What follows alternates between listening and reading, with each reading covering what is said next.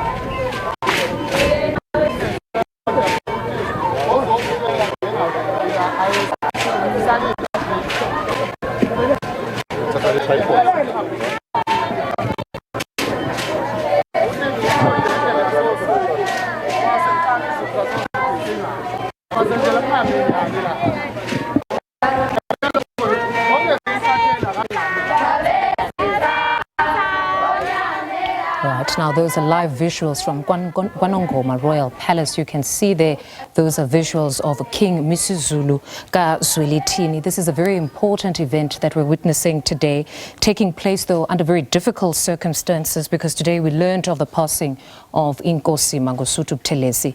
King Misuzulu must, of course, as per tradition, accept the reeds from these young maidens, a very significant moment for them. But you'd also know that today would be, in fact, quite difficult for the king, because the Inkosi Mangosuthu Buthelezi was very instrumental in his installation as king under strong resistance, but nevertheless, eventually he was installed. So most certainly he would be very, very pained today of hearing of the passing of Inkosi Mangosuthu Buthelezi. But joining us for more on the passing of Buthelezi is Professor Musaqulu, founder of Indonsa Yesizwe.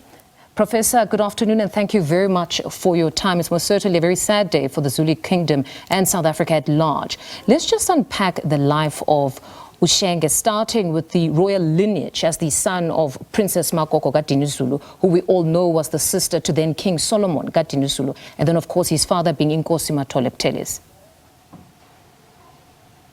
Yes, no, thank you very much. The passing on of Prince Mangosuthu Buthelezi is a very, very sad affair on this day, especially and symbolically so.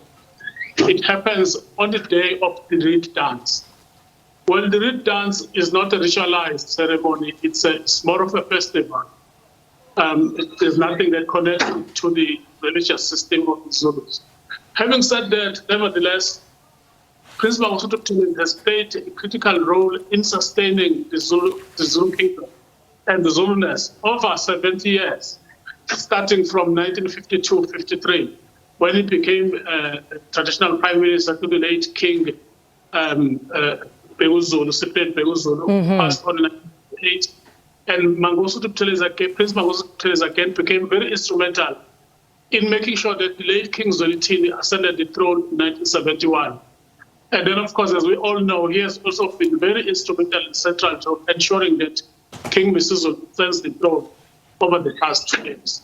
So we're talking here about somebody who is very important in the affairs of the Zulu Kingdom. Besides that, all Amakosi of the Zulu Kingdom, not only of the Zulu Kingdom, I think I must say this also, from many parts of South Africa and SADC region, have a very high regard for him, and they were looking at him as their guiding light, someone they would go to every time they have problems and issues. Even this morning, I was called by the chairperson of the traditional house of KZN House of Traditional Leadership, who was saying, how do we face this? Because Amakosi are devastated as a result of this. Most certainly, he is indeed a custodian of Zulu tradition and heritage. But his role as Prime Minister has been very prominent. You touch on King Cyprian, that is when he was first appointed. But then there's also the other aspect of him as chief or Inkosi of the Buthelezi clan. We know there was a succession battle there between him and his half-brother before he ascended. Talk to us about that other very important role. Yeah, no. He's been an Inkosi of the Buthelezi clan since 1952. And of course, as you rightly say, there was some tussle before he ascended because his mother, Princess Makoko, was not the first wife. But then she came from the Zulu royal family. And as you know, once there is royal blood, that wife becomes the superior wife. That's why then, as a result of traditions, that's how Buthelezi became the king, the Inkosi of the Buthelezi clan. But because of his many political engagements, there was always somebody doing that work on his behalf with the clan. And then, of course, they would report to him from time to time. I don't know what's going to happen now, but he has a son, a grown-up son. So, because he has the royal blood of the Zulu royal household and the blood from the Buthelezi, and also because his father and grandfather were prominent in the Zulu kingdom, Amakosi and many traditional leadership structures and systems were looking at him for guidance. When it comes to the protocols of how, because Amakosi are a very important structure within the Zulu kingdom. Without it, you would better to have the kingdom together. So he was the binding force for Amakosi. Even towards the end now, when there were simmering problems, Amakosi went to him to ask for guidance as to what they must do in the wake of the tensions that have been there over the past couple of months. And that's most certainly true, because my colleague Vusi has been interacting with a number of Amakosi as they make their way to Mahlabathini, and most of them have stated that right now they don't know who will guide them on very important events and how they should actually go about in performing certain rituals. But if we look at today's festival, there was already a conversation around whether it would possibly be cancelled. What exactly is Zulu tradition? We do see that King Misuzulu is in fact seated there, about to receive receive the maidens. Is there confusion by some insofar as when there's a bereavement, a death in the family, would such an event be cancelled? Well, this event, as I said, is a festival. It does not have any ritual specifications, significance.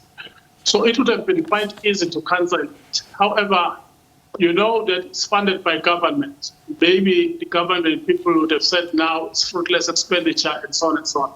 But procedurally, they should at least have toned down. I looked at it now, I watched it, and I feel like there's going to be a clash in the days or weeks to come about whether it should have gone ahead at this scale and this rate of jubilation, or should it have been slowed down a little bit. What by this morning was being said to me was that possibly the king will receive only one rate, and then all the other maidens would then go and deposit their rates somewhere else and just go to avoid festivities in the midst of this massive death. All right, and possibly that's what we're going to witness, where it's just one maiden, as you say, that presents her reed to the king. Let's talk then about Ushenga's time at Fort Hare, where he was a member of the ANC Youth League and later being expelled at the university. Take us through this period where now we were starting to see a politician being born. Yes, Ushenga has always been a very bold person, very courageous. He grew up under the mentorship of three very important leaders in the history of the African National Congress. Pixley Sagaseme, who was the brains behind the African National Congress, Dr. J.L. Dube, who was the founding president of the African National Congress, as well as Inkosi Albert too. He was very close to all of these. And if you look at him one day, when you look at the disparate he's wearing, there is the picture of Pixley Sagaseme and the picture of Dr. J.L. Dube, as well as the picture of Inkosi Albert too. He came from that. Then in the 1940s, when he went to Fort Hare, he joined the African National Congress Youth League. When it was founded, he was there, became radical.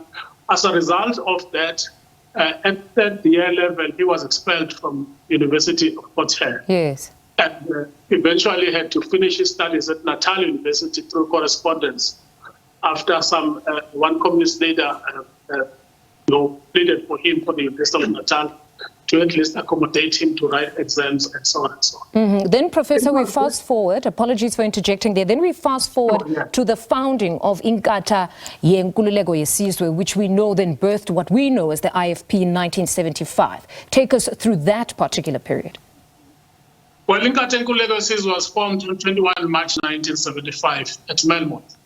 Buthelezi has always been throughout his life stating that he did so at the instruction of President Oliver Tambo, as well as recommendations from such presidents as Kenneth Kaunda and others in the region. And therefore, he was very adamant that Inkatha Yenkululeko Yesizwe, before it became the IFP, was an ANC project. I know that after that, 4 years later, 1979, the relationships between Buthelezi, Inkatha, and on one hand, and the ANC in exile and all the alliance there became very much frozen to the extent that led to the violence of the 1980s and early 1990s, especially here in KZN and parts of Gauteng. That was the third part of it all. And until his death, Buthelezi has been asking that the relationship between the ANC and IFP should be restored.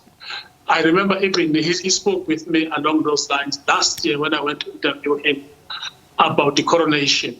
He said one of the things that make him feel very bad, even with the achievements of getting the king on the throne, is the sour relationships between the IFP and the ANC. He would love that to be corrected. Those tensions between the IFP and the ANC are a very significant part of his legacy as well. And at the heart of it is the homelands policy, or Bantustan, which Bantustans, which they differed significantly on. We do know that the liberation movements, of course, were strongly opposed to this. But he went on to accept the appointment as chief minister. And what he was strongly opposed to on the side of the African National Congress was their arms struggle as well as the sanctions. Talk to us about this particular period, even the resistance that you touched on of some KZN townships. We know Lamontville was one of those, and even the role of the UDF in strengthening that opposition to Bantustans. Yes, no, that part will always be controversial in its nature, because, you know, before 1976, the ANC in exile did not have problems with Bantustans as long as they were going to put forward the agenda of the ANC and fight from within. Buthelezi stuck with that. Others, of course, went on to become independent, which he refused. But after 1976, with the influx of students into exile, the ANC started looking at things differently. What happened slightly in 1977, there was a trip to Vietnam by the ANC in exile, and in 1979, the ANC invited Buthelezi to come over to London. That is where the issues of the sanctions and the armed struggle became a basic force between Buthelezi and the ANC. That meeting... Professor, apologies for interjecting there, Professor. Unfortunately, we actually have to cross back to Mahlabathini. I understand that my colleague Vusi is now in conversation with IFP leader Velenkosini Hlabisa. Let's take you there live. Thank you.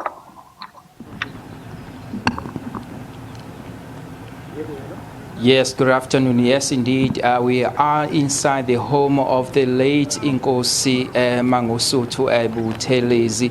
We have seen quite a number of prominent leaders who have come to pay their last respects and also convey their messages of condolences. Just now, we've seen the Premier of the province of KwaZulu-Natal entering here just to ensure that she also does come and pay her last respects, and also conveying the message of the province of KwaZulu-Natal as the leader of government, Nomsa Dube-Ncube, and also the president of the IFP, the party founded by the late Inkosi Mangosuthu Buthelezi. You are going to perhaps talk to the president himself, the leader of the IFP, Velenkosini Hlabisa. As you can see now, he is currently engaging with fellow party members, as we're seeing in your visuals, Mr.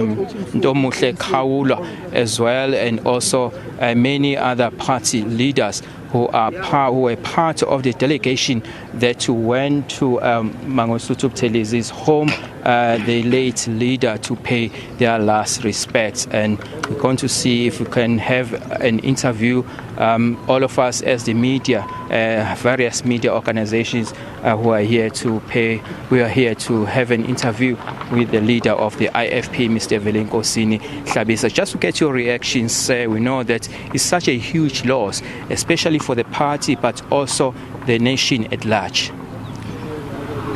Today is a sad day in South Africa, where we lost one of the few remaining statesmen. We were all hoping that when Prince of Wapindangene came back home over the weekend, it will just be a matter of days for him to recover and resume his normal duties. We were so disappointed in this morning when we got a message that the Prince of Wapindangene has been called to rest. We want to thank the whole nation, which was praying while he was in hospital. We want to thank the royal family who gave a support during that difficult time, all political organizations as they expressed their prayers. But again now, we thank all people of South Africa for messages of condolences from all political parties, from the president of the country. We also want to express our condolences to His Majesty, the King of the Zulu Nation, because the Prince of Kwapindangene, as everyone knows, played a crucial role for the king to be on the throne. We know the loss we are experiencing. Even His Majesty is going through a similar loss because he knows that Prince of Kwapindangene was a pillar in his kingship of the Zulu nation.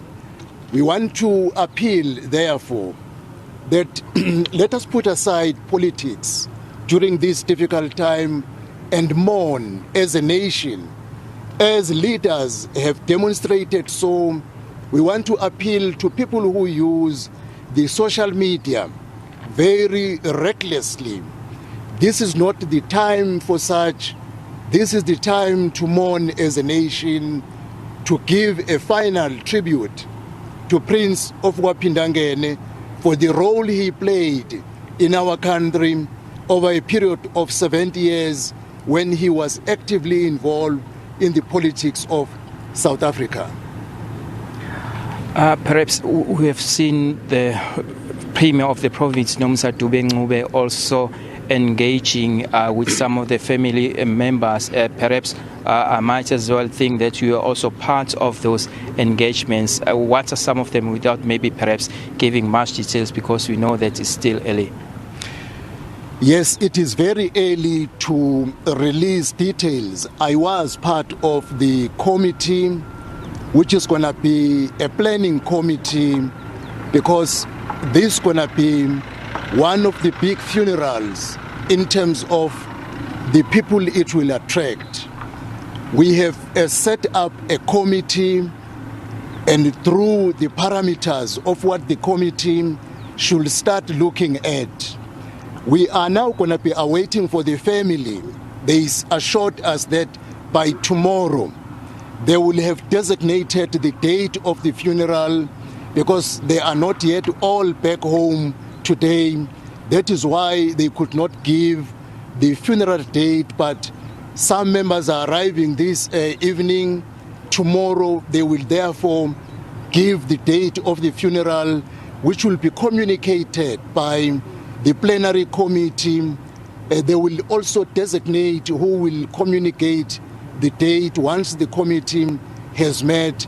But the committee, indeed, the Premier, myself, members of the family, we were together in order to ensure that we start preparing for the funeral of the Prince of Kwapindangene. You also spoke about negative comments, especially coming from the social media. What is it that you find so disturbing? I think because I'm no longer a child, I wouldn't want to go to what I have seen in the social media. But there are people who have started to throw insults. I think political parties, the leaders of political parties, have demonstrated, because across all political parties, leaders have conveyed their condolences to the IFP, to the Buthelezi family, to the Zulu nation. I want to make a similar clarion call to all social media users that can we take this time as a mourning time and refrain from anything that might be not good to be said at this time.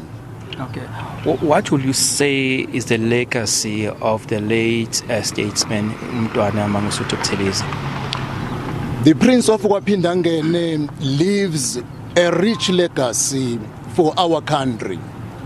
He demonstrated that it is possible for a political party leader to be honest, transparent, accountable, and also be corrupt-free.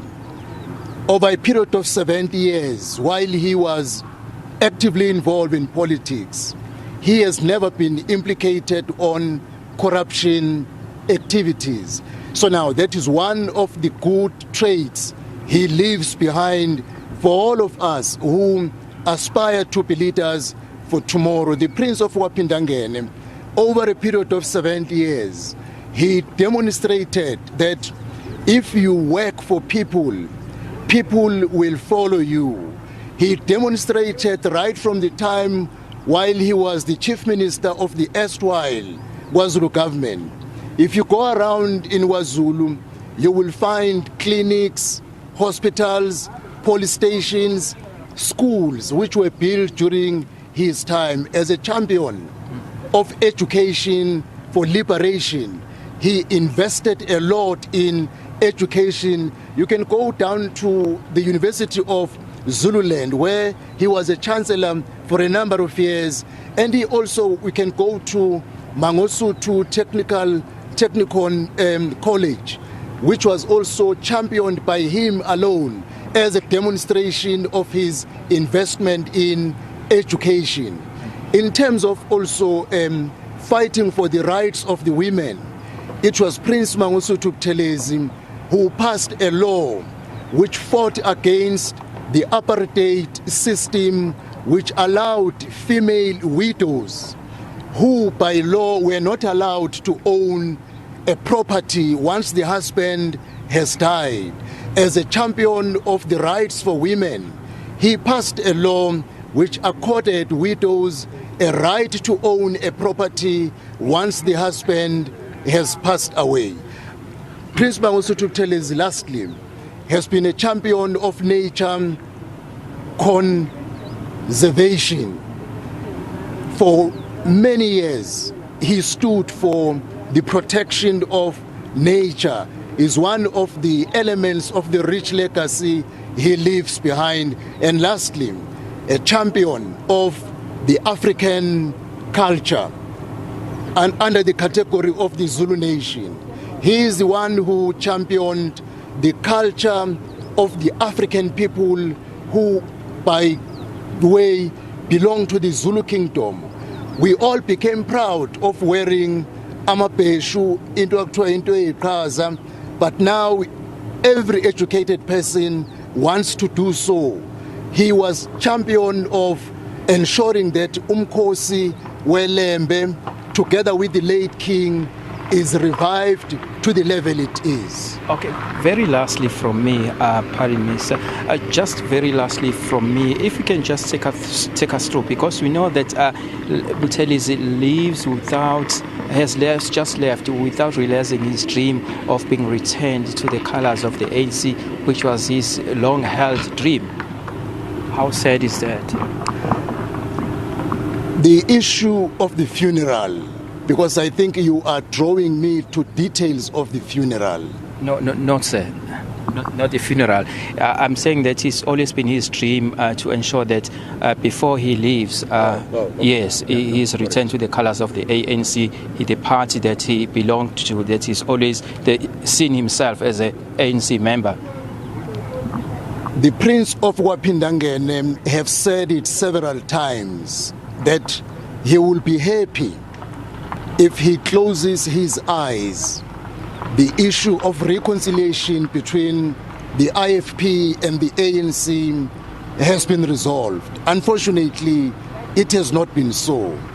But as leaders who remain behind, we will pick up the spear of His Excellency and raise the matter of reconciliation between the IFP and the ANC. I'm sure the leaders of the ANC, they know the matter, and it will be up to them even to initiate that, because I'm publicly saying it, we will raise the matter as the matter which was at heart to Umntwana Wapindangene, and I am hopeful the leadership of the ANC will find it necessary that it is time we deal with the issue of reconciliation and finalize it and close the chapter.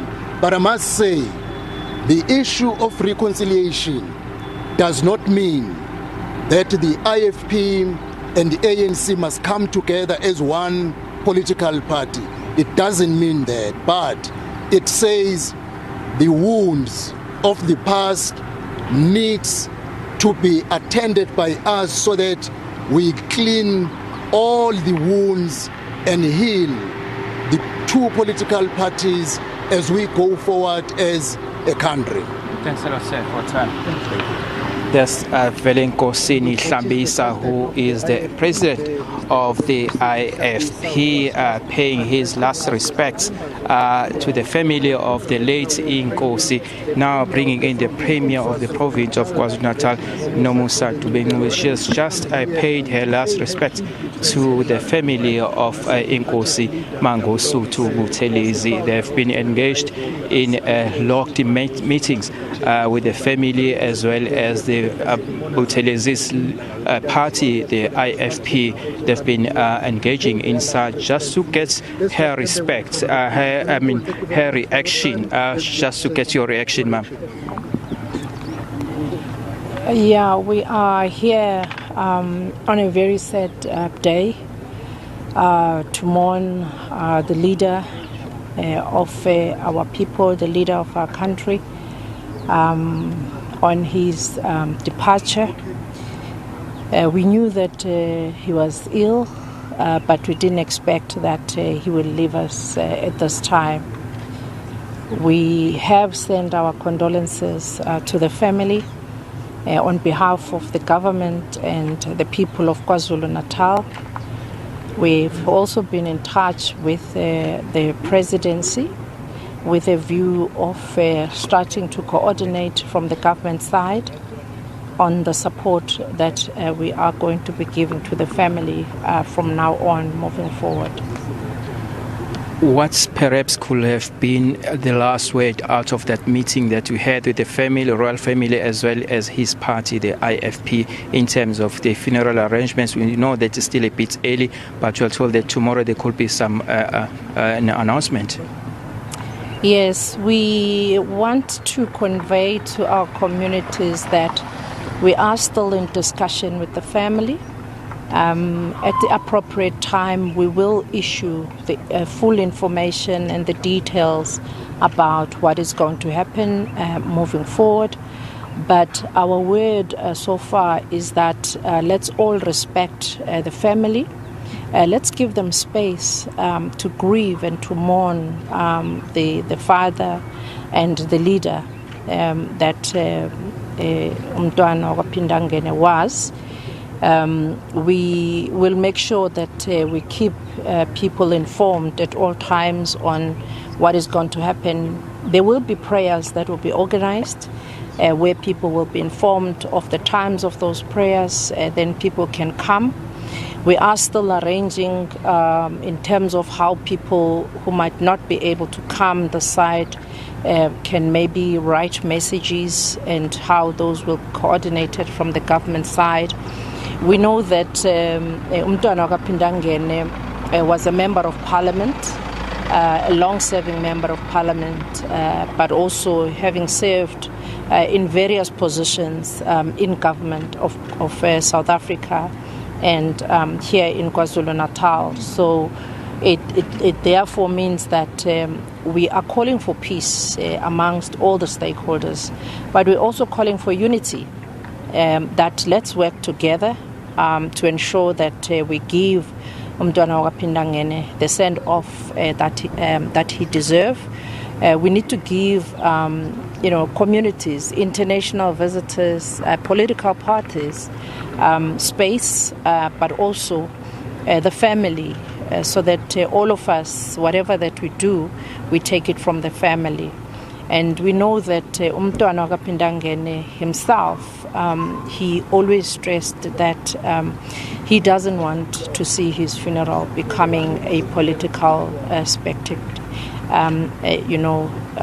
He wants people of South Africa and people of KwaZulu-Natal to mourn and to be able to grieve his departure without having to feel unwanted or unwelcome at any given time. During your time as Cocta MEC, you worked a lot with traditional leaders and you worked a lot with the late Amazulu King, Kutulzulu and Umntwana kaPhindangene. How would you remember him in particular when it comes to issues of traditional leadership, rural development, and also his legacy working for the people of KwaZulu-Natal? Well, I remember him as a very principled leader, as a leader who respected whether you are young or you are old. He respected me in a manner that I can't even describe. He would give me advice. He would be able to know, even as I was dealing with the issues of Amakosi, very complex matters sometimes, and he will freely be able to give me, some advice without imposing himself or without showing that perhaps he is senior than myself. So for me, really, working with him, I found him to be a really, really supportive leader, very calm, intelligent as well. So the whole, the traditional leadership is really going to suffer. When we were building the traditional leadership councils in KwaZulu-Natal in our last elections, there were a lot of discussions that were happening. At the time, he was the chairperson of the House of Traditional Leaders, and there were others who were interested in that. But we never saw him, resisting or being, difficult to others. He allowed the situation to unfold, and Amakosi were able to elect their chairperson, and he was able to continue even leading and serving in the House, even if he was not the chair. So really, for me, he displayed, extreme leadership qualities that we so much need from all of our leaders. As the Premier of KwaZulu-Natal, I know you say it's still early, we must respect the wishes of the family, we agree with you on that one, but will you be writing to the President, or have you written to the President to request that Prince Mangosuthu be granted the official funeral? We have spoken to the Presidency already. As you would know, that President is in session at the G20. But we are in discussion with the Presidency, but also we are in discussion with the Director General, Baleni, in the Office of the President. We have set up a team that is led by our Director General here in the province, that will be meeting on the daily basis, that will be working with the family on the daily basis. We know that we are going to have an official funeral. We just need to know which category it's going to be. Thank you very much for time. That is the Premier of That's the Premier of KwaZulu-Natal, Nomusa Dube, saying that there will be a coordinating team that will be seized with the matter of handling the funeral of the late Inkosi Mangosuthu Buthelezi, saying that, and also echoing the words of the IFP President Velenkosini Hlabisa, saying that by tomorrow late there should be a word about the announcement of the funerals and also all other activities that are associated with his funeral will be taking place, as well as also saying that there will be an official funeral, but they will have to write that to the president of the country, having already engaged with the president already. Seeing now on the visuals as the Premier of the province of KwaZulu-Natal also engaging with other party leaders of the IFP, and also I've just seen quite a number of people, prominent leaders of the political parties who have been coming in here to pay their last respects, paying their tribute to the family of the late Inkosi Mangosuthu Buthelezi. So these are some of the activities taking place here. We know that this took place while all preparations were ready to start the Umkhosi Womhlanga, as you can see by how she is dressed today, ready to be part of that ceremony, which is currently underway in Enyokeni Royal Palace, not very far from here where we are at Mahlabathini KwaPhindangene, where Umntwana Phindangene reigned over for a number of decades. We know that he was born here in 1928, and then in 1975 he founded the IFP, which was a cultural organization at the time. He was encouraged by the late ANC leader Oliver Tambo to also form the party, the political party. And then we also know that Mntwana Pindangene also joined the ANC Youth League during its early years. Mntwana Mangosuthu Buthelezi was a member of the ANC Youth League. But then he also formed his own political party, which also at some stages became one of the largest political parties in the province, especially where it has got its roots in the province of KwaZulu-Natal, with a big leadership, especially in northern part of the province. As we have heard that tomorrow we'll have an announcement as to when the funeral will be taking place. Certainly. Vusi, before I let you go, I just want to take you back to your interaction with the IFP-led leader, Velenkosini Hlabisa. You posed a very important question around the wishes of the late Prince Mangosuthu Buthelezi of some sort of reconciliation with the ANC. And we just heard him there basically extending that invite to the ANC to say perhaps we do need to sit down and heal these wounds. Just talk to us about this. Yes, indeed. That's what he said, that it has always been his dream, a long-held dream, I must say, that he, before his death, he also liked to be back in the colors of the ANC. He did say that a number of times, but in fact he was saying that they need to have a reconciliation efforts between the ANC as well as the IFP. Those engagements, he was saying that they should have taken place so that before he dies, they will have reconciliated with the IFP. As the leader of the IFP, Velenkosini Hlabisa, saying that that has always been Buthelezi's wish. So that he dies peacefully. He did say that unfortunately he died without realizing that, but as the leadership of the IFP, they have extended an olive branch to the leadership of the ANC to say that they must, those talks, those reconciliation, the reconciliation between the two parties should continue even after the death of Inkosi Mangosuthu Buthelezi, saying that it is upon them now to ensure that they do take that forward, but also saying that it doesn't mean that the IFP should merge with the ANC. They can go their separate ways, and also healing the wounds between the two parties, because as you may recall that in early 90s, there was a lot of bloodshed between the two political parties, more than 20,000 people who died as a result of what used to be called a black-on-black violence that was perpetrated in some way. Many people believed it was due to the animosities between the two political parties. So the IFP leader, Velenkosini Hlabisa, is saying that they have to heal those wounds via the reconciliation that will still continue without the Buthelezi, who has just passed on. And then just to give us a summation of the other leaders that you have interacted with since the early hours of this morning, how will they remember Inkosi?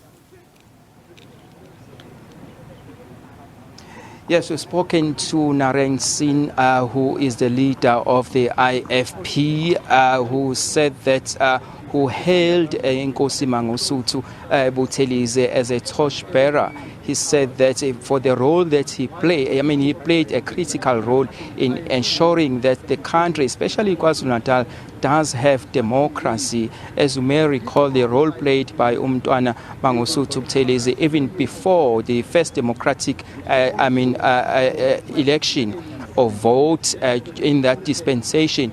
Buthelezi also ensured that he gathered all political parties, but he also did make a mention that Mntwana Mangosuthu Buthelezi, during the CODESA talks, he was able to ensure that the IFP will not be taking part in the first democratic vote because of the many issues, including the land rights, which also belong to the Ingonyama Trust. So after sorting out the issue of Ingonyama Trust, the IFP was then able to participate in the first democratic election in 1994. So a number of people are hailing him, have hailed him as a leader who also didn't shy away from speaking his mind, as well as spoken to Inkosi, Regent Inkosi of Kwapindangene, Inkosi Buthelezi, who's really reigning over the Buthelezi clan, Inkosi Iyake Buthelezi, who also echoed the words of many other leaders who said that Buthelezi was never afraid to speak his mind whenever even there are some disputes. We've also spoken to some of the people who came in here to pay their last respect, who have said that they've lost a development champion in their area. They did make a mention a number of things, saying that they've got some colleges and technicons that were established by the late leader. They were saying they're very happy about his role that he has played in the by championing the development of their area as well. Right, Vusi, we'll leave it there for now and we'll certainly catch up with you in just a bit. That's our reporter, Vusi Khumalo, who is out in Mahlabathini for us and continues to monitor as more leaders come in to pay their respects. Sokalisa wena kavulela myama ngamathunzi etabazela ngoloshona ushengo thanda abantu bengamthandi ishenge lihle engenasilungulela lingabane silungulela lifunze ekhalo nina unhlanga sabantu amabele ezabafishane zimbangele silungulela ngisowenzani impuzi kamlampu iyaphuma esandleni zabakwaZulu bethu bayibamba yaphunywa dlobluka bude wesengo yethukela ingwenya ngamuhla yathi umkhonto lotheyo abasuthu banqungquluze lapha sabasuthu komkoto bona khamakhanda ahlasa sinjengeka sondiya siyathangana ushega byawu habla salemthonjanani onyanqongwasi habe yagcwala imgoqo yagcwala imsila umbhikisa abawukhulumende benkulu inkabi abihlwa amambatha bedla bengqungquluzela umnyamuza nemvula sikhonyane sidla abantu sabaqeda sibabekele sibolweni inkasa yabo umzimba urukhuni webehlula ingwe ebedla amathamba alukhuni ibehlula umkhudlwana ngakho kwemashenge akho-ke kuwe mashenge indodana yenu sibeka ezandleni semashenge. All right, and just to remind you, those visuals that you're seeing in that little box would be those of KwaNongoma. We do understand that King Mrs. Zulu is now awaiting the maiden to hand over her reed. It possibly is going to be just one maiden that hands over the reed following the passing of Prince Mangosuthu Buthelezi. But that's where we leave it for today. Enjoy your day further.